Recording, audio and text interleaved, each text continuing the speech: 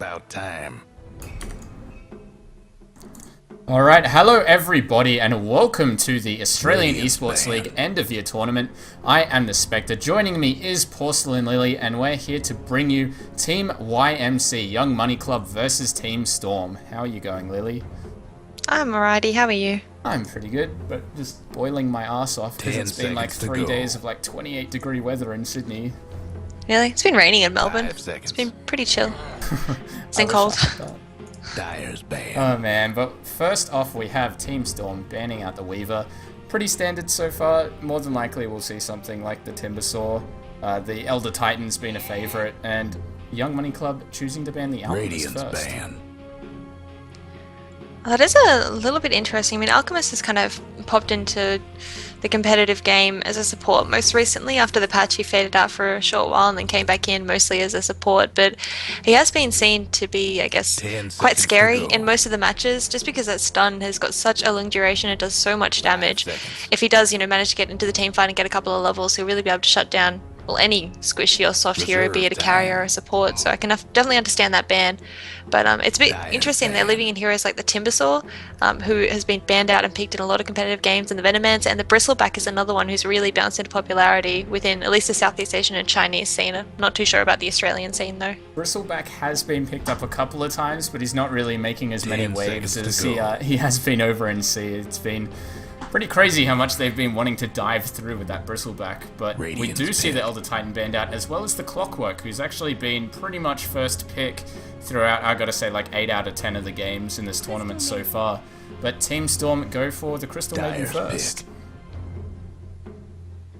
I suppose there's nothing wrong with picking up a strong support as the first pick, but there's still a lot of heroes that maybe they would have preferred to take. I mean, Crystal Maiden Dyer's pick. is a good roaming support, and usually she implies you want to play aggressive, but I mean, the immediate pickup of Visage coming up from YMC does imply that, hey, they're not afraid to play aggressive either. And the Timbersaw as well, so I mean, that Crystal Maiden is going to be Radiant's food. pick. I mean, already just from those two picks, she's going to have a lot of difficulty staying alive unless she positions herself really well.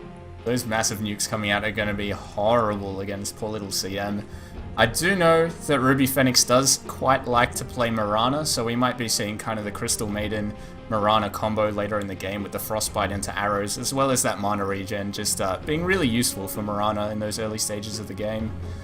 Vaj 10 is kind seconds of to more more of go. a bounty hunter offlane person, and Akirior seems to like his nakes quite a bit, 5 so seconds. we'll see what they choose to combo it up with. Team Storm, a team that does kind of dabble in the tri-lanes as well as dual Reserve lanes, time. so they still have a lot of options open to them.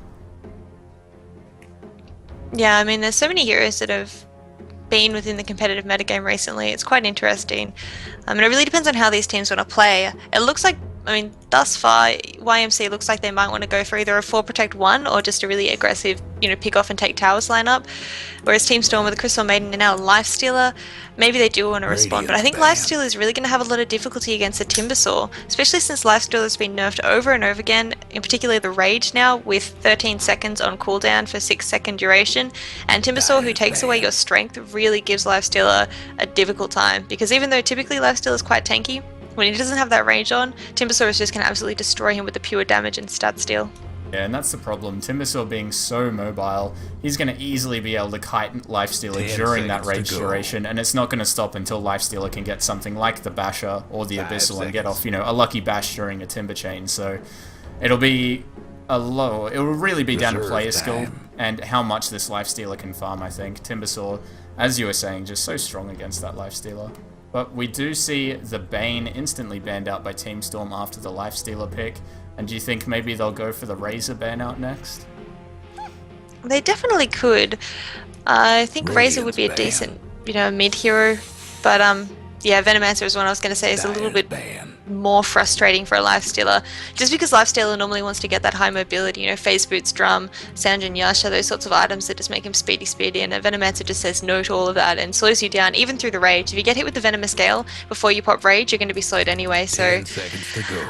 Razor's annoying, but with some lockdown you can kind of kite around, but seconds. Venomancer is just going to completely shut you down, making it so you can't even run away, and you can't get close to anyone either. And at the moment, Reserve YMC time. do have pretty mobile heroes, so if they did pick up a Venomancer or even any kind of slow hero, Viper even Dyer's could pick. work. It does mean the Team Storm are going to have a lot of difficulty with being kited around. And Viper would be a really strong pick as well. Of course, that ultimate with 80% slow going through the rage of Lifestealer as well. There's also things like the Beastmaster able to be picked up. They do in fact ban out the Mirana, so Ruby Phoenix won't be able to take that. But he has played some Razor himself, so maybe we'll see them go for a bit of an aggressive lineup and maybe not have the Lifestealer with the Crystal Maiden or go into the dual lanes. But the Earthshaker being picked up, YMC now have a very, very strong form of long initiation, and it can really stack up some damage for Visage to come through with that Soul Assumption.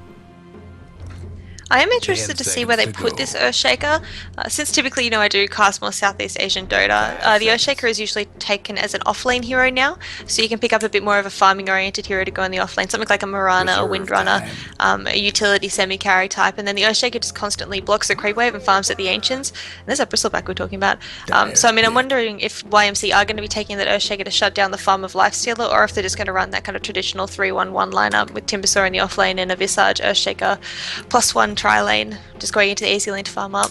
Yeah, the times that Earthshaker has been picked up so far, he has either been in that offlane situation where he's done the Ancient pulling, or in the mid lane for Radiant on the other side, or he's been part of a tri-lane, usually starring a Pugna, just because that Decrepify plus Fissure, you know, plus Blast and anything that the other tri-lane hero has just absolutely melts people in the early game. So we might see YMC pick up the Pugna. It could fit decently into their lanes. Timbersaw could be going that mid-roll instead of off-lane, but I think they really want to try and get that Timbersaw against the Lifestealer just to, you know, disrupt his farm a bit in the early game. Yeah, I can imagine that, but YMC, they're really putting themselves at the moment for a kind of early mid-game lineup. I mean, I think they're going to peak at around about the 25-minute mark, hopefully getting some pickoffs at, you know, 10 to 15 minutes when all the heroes hit level 6, but if they go past that point at the moment, unless they pick up something like an anti-mage or some kind of hard carry that can just split push while the other 4 heroes play a 4 protect 1 style of lineup, in the late game YMC really don't have that much to offer, especially against Bristleback, Lifestealer and Outworld Devourer, 3 very strong late game heroes. If they can get the farm up on the Bristleback, he's going to be able to tank everything. Same with the Lifestealer and Outworld Devourer, he's just going to be able to dish out damage. 5 seconds. And I don't know, YMC have got a really strong early game lineup, but they're going to have to watch out. Because, yeah, they need some kind of hard carry, or they need something like a Pugna, like you were saying, to just push the towers down so they can get that map advantage. I gotta say, I think Australian Dota is pretty much allergic to hard carries. It seems that everyone just wants to pick 2 or 3 semi-carries that'll snowball through. And I guess that was the problem that we saw in the Hans games that you were casting the other night, where they were, you know, forced into a 75-minute game and lost because they were up against hard carries and had no real great way to break the base. 10 seconds to go. A bit of a downfalling of the Aussie Dota scene at the moment, but I think they can switch over. I know Slicks does play a pretty mean anti-mage, so maybe we'll see that out of Hans tonight, maybe. But did you catch the second game last night where Slicks plays anti-mage? No, I didn't. I was asleep. He went like 3-13 or something. Oh man. Well, there we go. Everyone just like, here I am saying Slicks is great, and then that. Jesus. Oh, it wasn't Slicks' fault. The enemy team, they had like Lion Mirana and one other stunner, and like every time Slicks showed himself on the map, they would just Moonlight Shadow in and kill him over and over again. It was so funny. Well, I mean, funny is in. That would be so depressing as Slicks. I would just be hands off keyboard. What do I do? But as you were saying, YMC are very strong in that early game. As soon as we see, you know, the Timbersaw hitting 6, the Queen of Pain hitting 6, Earthshaker and Visage don't necessarily need the higher levels, although it'd be great for their nukes, but they just have a ton of nuke damage coming out, and Team Storm have semi-counterpicked that with the Lifestealer who can rage up and the Bristleback who can, you know, turn his back to the enemies and get some damage reduction. Even the OD a little bit if you get off a well-timed imprisonment on yourself, but if they don't manage to chain that up, they can, you know, YMC can always wait out the durations as well, so I think yeah, it'll really come down to how well they can rotate.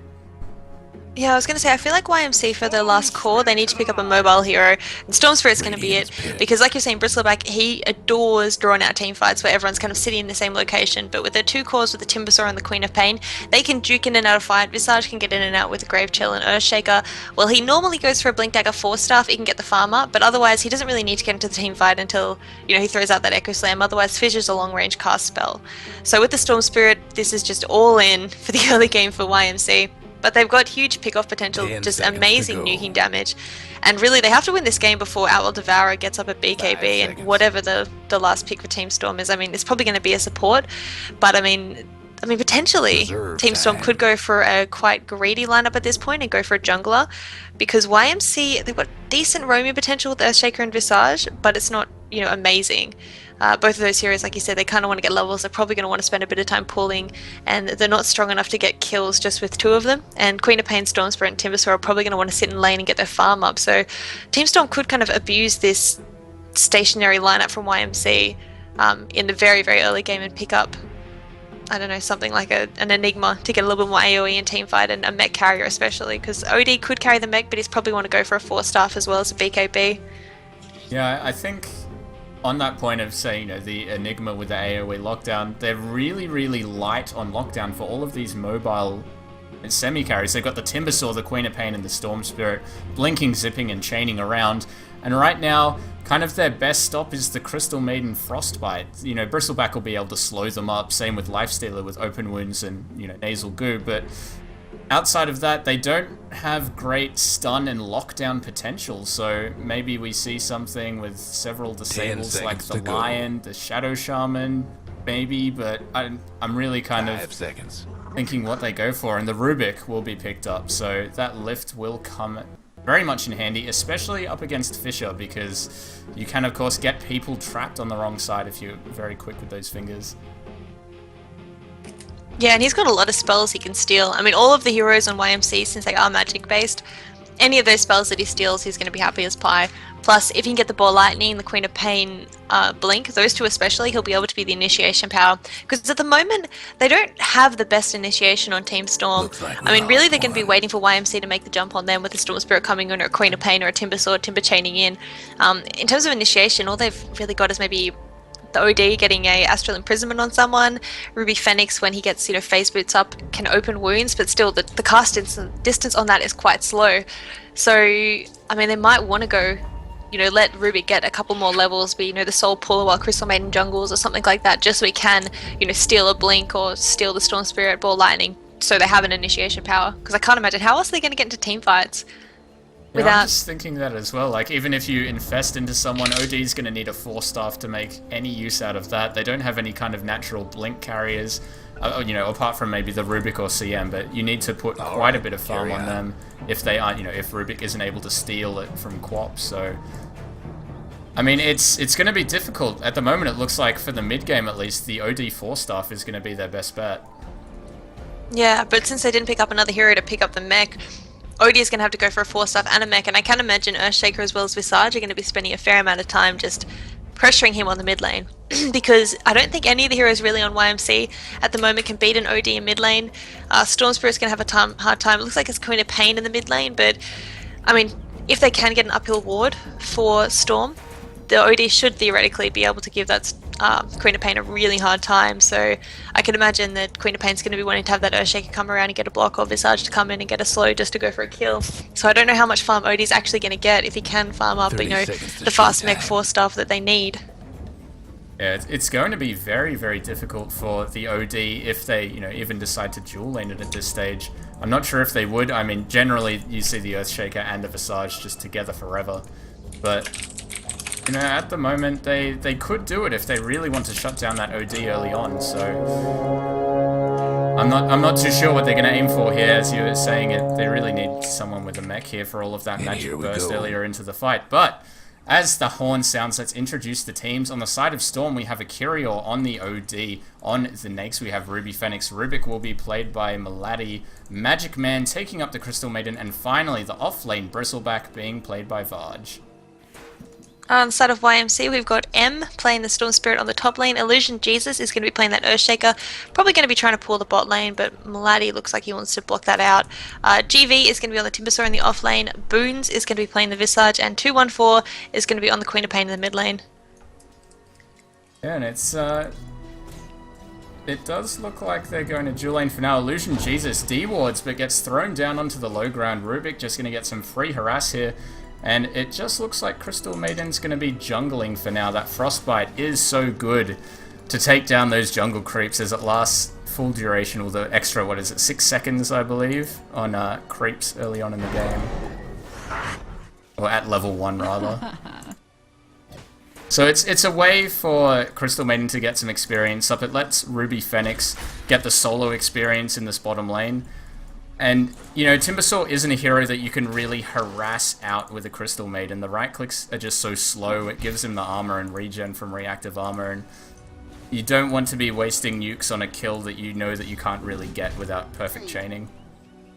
Yeah, that's very true. And especially with the Earthshaker kind of backing up the Timbersaw constantly, I don't think these supports can really go in. And I think if they do decide to go in, probably they're going to be the ones who fall for it. I mean, I don't know what Rubik can do against an Earthshaker Fissure followed up by a Timber Chain and a Whirling Death, since Timbersaw is about to hit that level 3, which is going to give him all the nukes he needs. We see the Timber Chain coming out. Illusion Jesus throws out the Fissure, won't block him off, but he's getting very low, 75 health. GV is looking for that one more Timber Chain. Out comes the salve, the lift comes out as well, gets thrown back. GV won't be able to get the kill for now, and Maladi will live. And this is exactly the problem with having, really squishy supports like Rubik being picked up. I mean, Rubik, don't get me wrong, he's a strong hero, but when you're versing high nuking heroes, same with the Crystal Maiden, they're really just going to become food. And I do have to say, I agree with Crystal Maiden going into the jungle. If she can get out maybe a fast boots, possibly a Midas, since it looks like Storm do want to just kind of outlast this early game. If they can get up a fast Midas on the supports and get them a little bit of farm, it will be, quite handy in keeping them relevant in that late game. But I mean, it's still really, really tough, because I think that Malajo, as well as Crystal Maiden and Magic Man, are going to be just falling if they get out of position at all, which is exactly what YMC want. They want to feed off these supports so they can feed off the carries later. Yeah, they definitely do. I mean, as you were saying, the supports just are so squishy, so if we get them, not really leveling at the moment, Maladi is just spending all of his time disrupting this Earthshaker, making sure those pulls out. He's still at level 1. I mean, the Earthshaker is still at level 1 as well, but when you have a level 1 Rubik with a Queen of Pain up in mid lane, it becomes very, very dangerous. And now Maladi is going to get blocked off by a Fissure. Illusion Jesus is coming through. Maladi just trying to stay in here so he can get down from the Fissure. Throws him on the other side. GV coming through, though, has the Timber Chain and Whirling Death. Maladi may be looking to go to neutrals, but GV picking up that first blood. I cut you, and I split you, and I killed you. Yeah, that's pretty much ideal for YMC, and this is a really tough situation for Marjo, because he wants to deny this pull camp. He doesn't want Earthshaker pulling. That's going to screw the farm up of Ruby Phoenix. If Ruby can't get CS, then that's, one of their primary carries already shut down.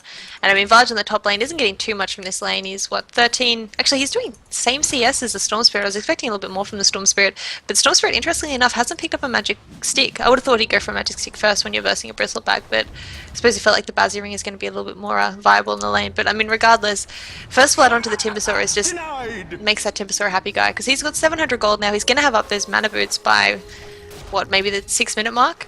And even Magic Man going in now, just possibly going to be feeding him another kill if he doesn't watch out.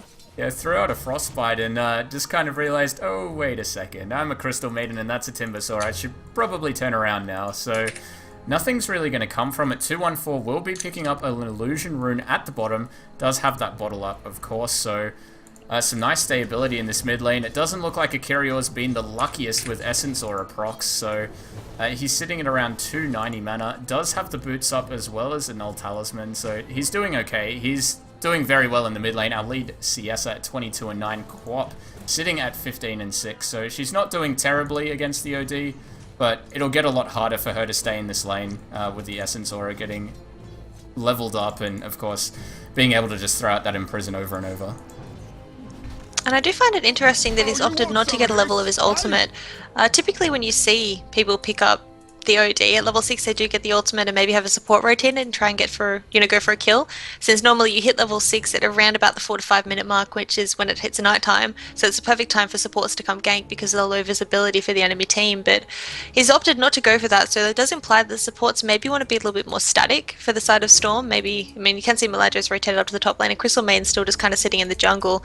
And I mean, I can understand that decision since they don't want the supports to be, dying at all, but at the same time, Queen of Pain is getting what she needs out of the lane. She's level 5. She's almost the same level as the OD, which is, possible considering she should lose this lane dramatically. And at the same time on bot lane, Alright, I think that there we Ruby are. Phoenix is going to have a lot of difficulty laning against this Timbersaw fairly soon, because this is when Timbersaw really becomes quite scary. He's got his mana boots and that's all he needs to just constantly spam out onto this lifestealer if he comes too far forward. Yeah, it gets very hard for Ruby Phoenix. He does have his phase boots up, so he can kind of try to get back slightly, but that Whirling Death is starting to get leveled up. Of course, he has opted for 2 in the Timber Chain, which is kind of generally what you do in that off lane to escape. But I think with the OD not picking up 6, it kind of shows you not only how Storm supports want to play the game, but the fact that YMC supports have just been sitting stably in the lane from the very beginning of the game. Neither of them have smokes up. And as you were saying in the draft, they're not the strongest roaming duo. Of course, Visage can be great with that nuke, with Soul Assumption, and a Fisher block in mid can really hurt. Actually, the on top OD. lane. Top lane, they're going in on M. No, he's going to get out. But Coddles is trying to run back Vaj, throwing out the spines. But he will be able to get out of there. Magic Stick's going to help him out. Melady getting Vortex, though. The Remnant popping as well. And Melady going down to that Soul Assumption. M now running for his life. Vaj is coming through. He's dropping a Remnant, though. Coddles with the Grave Chill. Vaj has to turn around, but that damage reduction is so nice coming from the out from that Bristleback, and he'll be just fine. And, oh man, at the same time we do see Crystal Maiden going down the bot lane, so these supports from Storm are really having such a hard time. They're really just not able to be effective at this point in the game. And there's really nowhere else for them to go. I mean, Meladro went top to try and pull. Crystal Maiden's just been basically sitting in the jungle. And it's kind of hard because they have got a tri-core lineup for Storm. They've got, the Bristleback, the OD, and the Lifestealer. And the supports want to be supporting their carries so the carries can get the farm up. But, I mean, this is the ideal start for YMC. Of course, I mean, all Storm really need to do is turtle to the point where their carries are fat enough to, out-carry the enemy carries. But, YMC are not going to want them to get to that point. YMC are just going to win the game before, there's a BKB up on the OD or maybe the Lifestealer even. I could imagine Lifestealer getting a BKB this game, but, I mean, regardless, these poor supports, 0-3 at the moment for Storm, and not a happy situation for them. It's Oh my god, they're going in again. The open wounds comes out. He's going to throw out the ultimate. Melady already dropping a half health. GV doing a lot of damage here. Throws out an almost melee range Timber Chain. Ruby Phoenix needs to be careful. In come the nukes of CM. Magic Man picking up the kill there. Tag could turn lethal. Well, that was a really nice turnaround kill, taking down that Timbersaw, and that's probably what they needed to do, but still, you saw how low they all got. Ruby Phoenix almost died. What was Rubicon? Rubik's down to half health. Crystal Maiden came in last second, so she was okay, but I mean, it took 3 heroes to take down 1, and that's a really not a great situation to be in. But at the end of the day, they did get him down, and he's partially shut down now, but he's coming back to that lane, and he probably wants revenge. I can imagine he's going to go and try and Chain go for coming through. DV looking to maybe throw out a bit of harass, but Ruby Phoenix with those phase boots just runs back, and it looks like he might be going straight into the armlet. It does have the Helm of Ironwill already purchased up, so looking for that kind of mid-game item efficiency coming out there. GV is just really getting up in his face though, and he's finding it quite hard to farm. I mean, he's sitting at 35 for 9, and Timbersaw sitting up at 26 and 6, narrowly missing a Timber Chain there. Could have killed him off, and Queen of Pain getting a solo kill on OD in the mid lane, using the ultimate and the level 4 Scream. No points into Dagger. It's all Blink for him, and on the top, M's had to use the ultimate to get away. The Frostbite came out, but it's only at level 1, so Storm will be just fine. But 214 doing a great job in this mid lane. I mean, he's now only 1 last hit behind the OD, and he's got a solo kill on him, so that's a definite big win for YMC. Yeah, no, that's insane. I mean, in theory, an OD should not lose to a Queen of Pain. She should be out of mana constantly, but I'm assuming what happened was 2-1-4 rotated back to base, so she was full mana and just came in and instantly took down the AEL Devourer. And he's going for just a straight 4-star rush, it looks like, so he's not even picking up the treads. And I mean, that does make him fairly squishy and susceptible to dying. I mean, usually you do see the OD picking up, you know, maybe a headdress if he's going to pick up the mech, or at least, you know, just those treads for the extra survivability. But he wants that move maneuverability, and that's understandable given, you know, the heroes he's versing. But it's still a little bit of a... Blinking in, throwing out the scream. We've got a TP in from Maladi, but Queen of Pain spots it out, gets out of there in time. Extra on top lane, Vaj. Vaj will be getting vortexed up here. A nice familiar stun as well. He does use the magic wand, but it's just not enough. Coddles will also live on 66. Was in danger of those spines, but YMC picking up a nice kill on that off-lane Bristleback, who was sitting at level 8, so it's a nice pickup for them, and it gives their Storm Mid lane a as bit well. more room. Mid lane, we have 2-on-4 getting hexed out. Now the Frostbite and the Lift, but she'll be able to blink out. A stacking of the stuns there. Of course, you need to try and stack them a little bit to catch that Queen of Pain before she can blink. It's a little too much there, and Queen of Pain does get away. And will get the Invis rune as well. Poor Maladi looks like he wanted to cliff someone, but fortunately won't work on that Queen of Pain. And in the in jungle, the bottom Magic Man. lane, Magic Man now getting gone on by GV. In comes the Whirling Death. The Timber Chain in just a second. Magic Man dropping low. Might want to try deny himself to neutrals here. Could get lucky, but no. Chakram comes off cooldown, picks up the kill. Much better. And I mean, it's 1-6 at the moment, 10 minutes into the game, or 11 minutes, I suppose. And they're trying to take down GV now, but what stuns do they have? That's a big flaw in their lineup, is that now this Timbersaw, he just says, I don't care, you've got nothing to stop me. I'll just Timber Chain away all the time. And I mean, you can see now the gold was Radiant's sitting on top basically tower even, is around taking 500 hits. was the maximum, and now it's going down to going towards 2,000 gold lead, towards YMC experience already at 2,000. And that is pretty big considering that Storm have picked heroes that need to survive this early game. And YMC, oh actually, Storm Spirit getting really low on the top lane, but not going to be funny a kill. But I mean, YMC, this is the ideal start for them. They're getting a lot of pickoffs, they're getting a lot of kills, they're shutting down these supports, and you know, even getting a couple of pickoffs and, you know, shutting down the carries. Ruby Phoenix is just not finding the farm he needs. Only 50 CS, it's not bad. I'm not saying it's bad, but you know, when you are getting the primary carry free farm in a tri lane, you kind of expect a little bit more than that. So it's a tough situation for him to be in. Timbersaw also opting to go for the buckler and headdress. He will be building the mech for his team, not going for that straight bloodstone. Now Maladi caught out in the jungle. We've got Storm zipping in, and that soul assumption just does way too much. M picking up the kill there, but Varge looking to get aggressive. Magic Man wants to go in as well, but in comes 2-on-4. That is a double kill instantly for M, and those two heroes just get blown up by the magic damage. Well, 1-9 now. These poor supports just can't do anything. I mean, Vlad almost does have that mech up, but it might be time for him to rotate down to the bot lane just to finish that mech. Looks like they want to go on to GV, and GV's actually out of mana, so they could find a kill here. Meanwhile, in the mid lane as well, Akirio getting gone on. He's going to get Soul Assumption for the kill. Meanwhile, GV trying to fight his way out. Ruby Phoenix rages up, but not before taking quite a bit of damage. He needs to be careful here.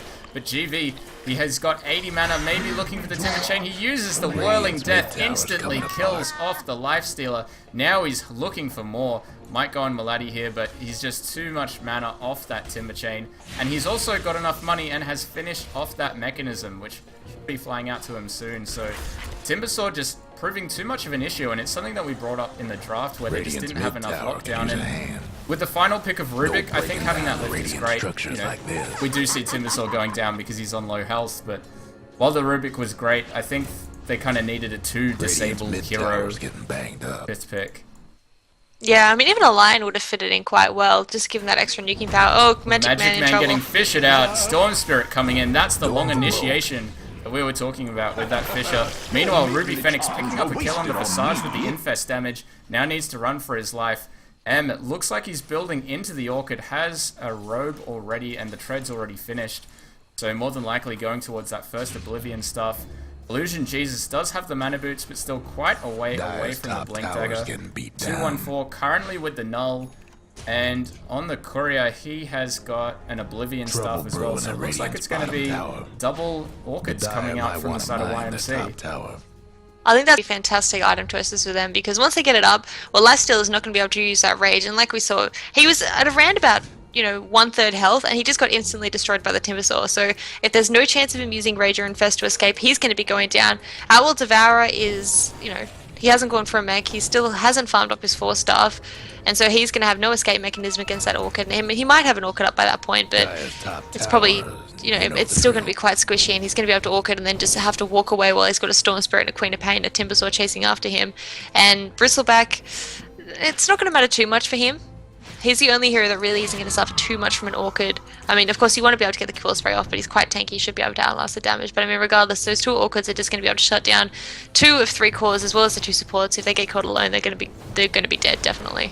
Yeah, that I mean, even extra without the Orchid Orchids, they're dead. damage on top of the nukes is Radiant's just bottom absolutely tower is insane. pretty sad right They've now. already been dropping fast. Now they'll drop even faster. We're going to have a TP into mid. GV's coming forward, throwing out some harass with that chakra. Radiant's bottom Rubik, tower level seems 7, better days. and does Radiant's manage to bottom steal it tower up, so is that'll done be a nice for. pickup for him. But now GV looking to get aggressive. The Fisher did miss, throwing out the retaliation chakram.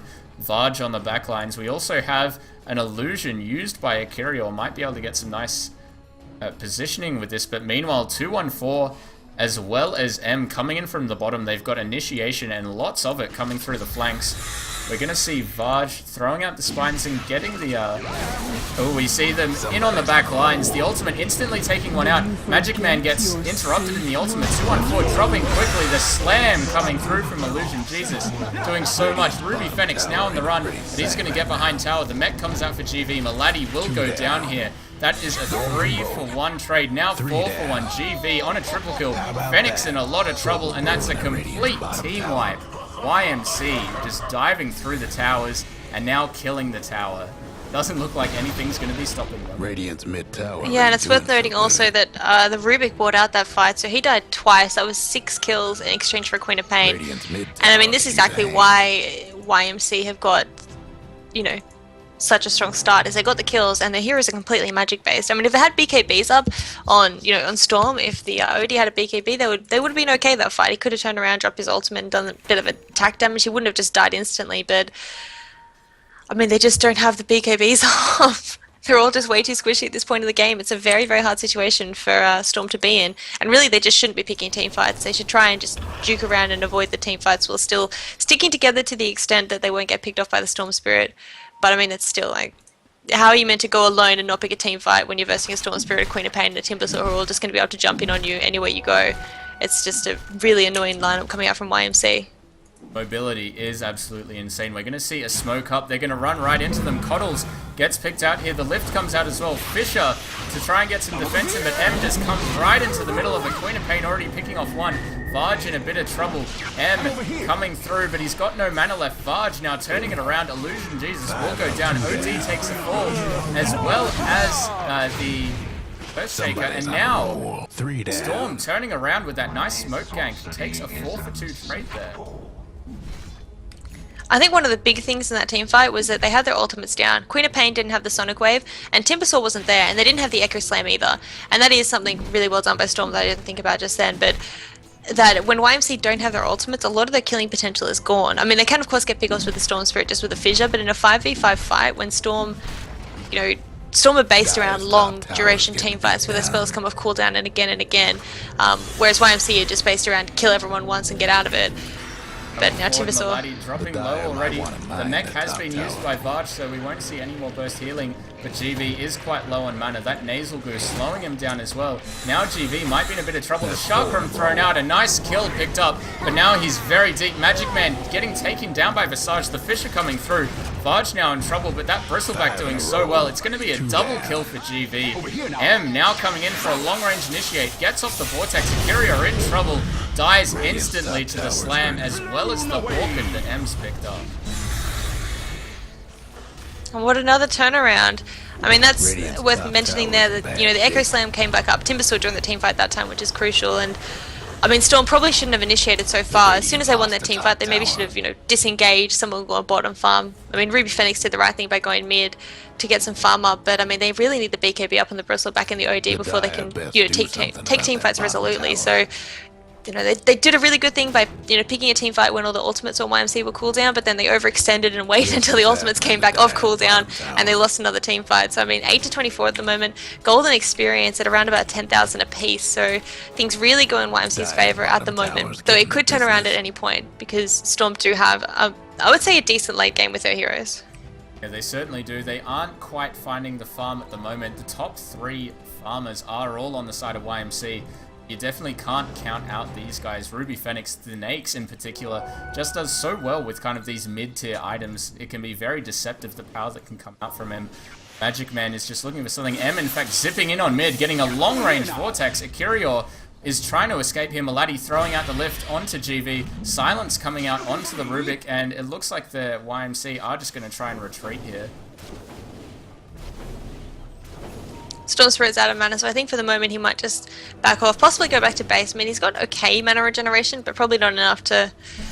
Well, it looks like maybe he doesn't want to go back to base, he's just going to keep going in. YMC are all grouping up. Looks like they're going to be maybe 5-manning mid, or... I don't think they're at the point where they can push down tier 2 towers quite yet, though they have got the Queen of Pain Orchid up, so yeah, they're going to go in for the Roshan, it looks like. Coddles has got the Medallion up now, so they should be able to take that down fairly easily, just with the Medallion reducing all the armor. 214 catches out Maladi, the Fisher to fly from Illusion Jesus, and the right clicks plus poison damage will do it. 214 picking up another kill, now 5-2-5, doing really well. And that Timbersaw picking up that 18-minute Bloodstone is really good for him. It's a great timing, and as well as having the mech, I might add. So his farm has just been phenomenal this game. Guys, I mean, his kill score 8-2. That's a pretty nice score for Timbersaw. So mech as well as Bloodstone done, and I mean, what is going to stop the Timbersaw at this point?